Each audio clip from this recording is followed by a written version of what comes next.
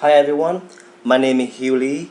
Today I would like to take this opportunity to present my final topic paper, Sex Education in America.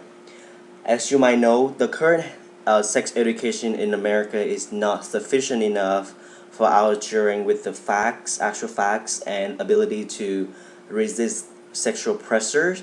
Young people nowadays definitely need clearer knowledge about the fact and risk of pregnancy, also STDs.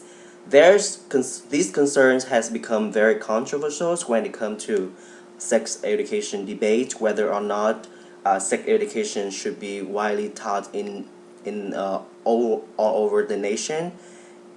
Uh, this gonna be really helpful to explain and improve the rapidly elevated STD rates in a young adult and also early teen pregnancy in teenagers.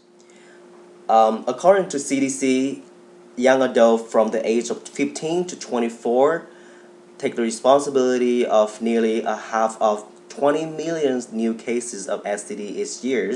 And you can see here, 1 in 3 American girls become pregnancy in teens. This is really upset because we are higher in teen pregnancy and STD rates in the US than other European countries, and also even our neighbor country, Canada. So these ongoing problems definitely, as our health educator, our future public health professional, the reasons why it's so important to pay special attention about our nation quality of sex education and take stronger action, right? Um, so the reason for this is simply because our sex curriculum is really outdated, and this group of young teenagers do not have the opportunity to get access to a really good and efficient curriculum, while they have to go through a lot of complicated psychological and physiological changes in their age, and that's why they get more and more pressures when it comes to get into this access to this information. Um, so as I present, sex education is so limited in classroom nowadays, and because there's only 23 states that require public school teach sex education, and actually there are 35 states allow parents to have the opt-out right. So basically, the parents can tell the school that I don't need my child to be taught sexual education. I'm gonna just do it by myself in school. However, what would be the reason for this? We get access to a really complete um, sponsor, how educators going to be able to create a better curriculum and guidance for them, and I do not understand why uh, the state still allow them to have the opt-out right. Um, well, I believe the issues of this has become more complicated because there's too many different way of teaching sex education, but mainly in America there's two main idea is abstinence only and comprehensive sex education program. Um, so these animations can explain a little bit about these ideas about teaching sex education in America nowadays. Do not have sex because you get pregnant and die. Just do not have sex at all. Um, well, a recent analysis of National Survey of Family Growth determined that the influence of sex education on sexual risk factors for young people. They say that the teens who obtain comprehensive sexuality educations is less likely to report a early pregnancy than those who has abstinence only education. I think it's ridiculous that we still implement these abstinence only in nowadays. The media, the media and nowadays is really sometimes very sexually oriented and open about the sexuality issues. So it's really hard for our teenager to prevent them from getting exposed to this. Um, Actually, in 2010, President Obama also cut funding for abstinence-only programs, and for the first time ever, the government began funding comprehensive sex education programs. So there's really a need to promote and get this into a stronger action, whereas comprehensive sex education should be taught in school. Um, so look at this picture. I cannot teach you about the safe sex because my encouraged you to become more promiscuous, more curious about sex. And this one is I cannot tell you what airbags do, and that information will make sure that you think it's okay to start crashing into things. I think it's definitely a better way to approach it. However, the sex education still have some restriction. Um, Even though studies show the optimistic outcomes can be resulting from comprehensive sex education, but important thing is teenagers, how they respond to someone who tell them about sex education. Oh, my parents tell this. Oh, my sister, my family, my other people in my family tell that. So they absolutely get influenced and get the idea from their family. So, and I believe that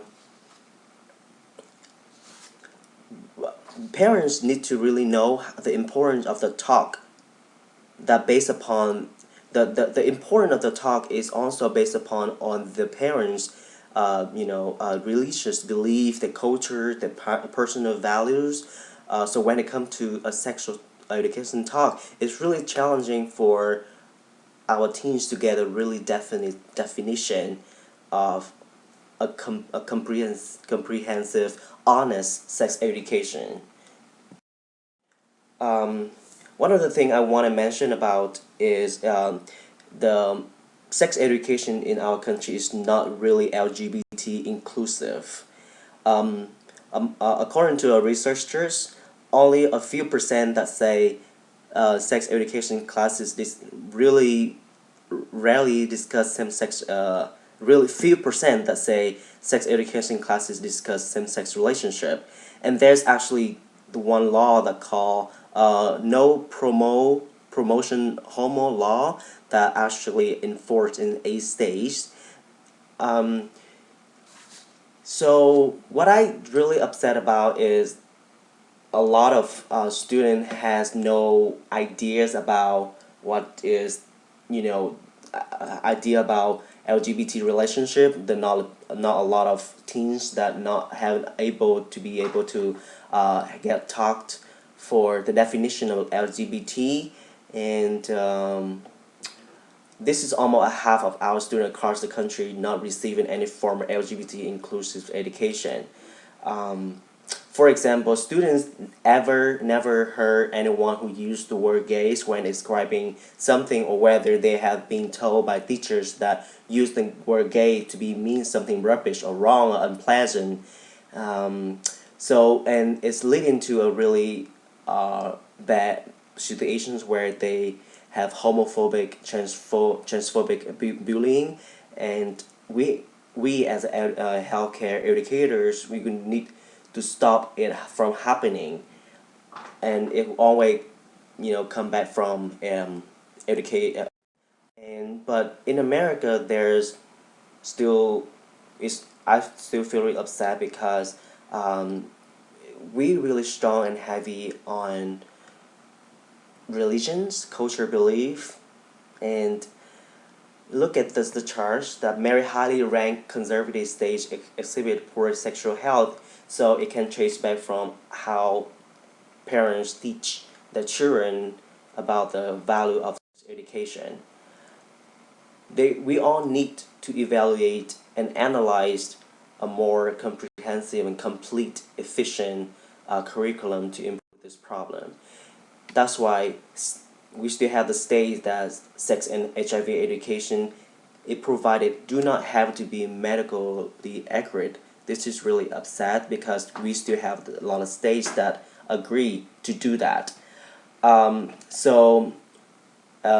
conclusions, in order to make sure that young people, to be able to obtain a highest possible level of sexual health, our health educators, not only parents, but health educators, the government, the Department of Education, public health, organizations, CDC, all together going to have to work together to promote healthy sexually throughout the lifespan of the young children to an adult, offer sexual health services that are appropriate, affordable, and accessible for a good quality, and also the LGBT inclusive education have to be done without any discrimination on the basis of race and ethnicity, age, gender, income, sexual orientation.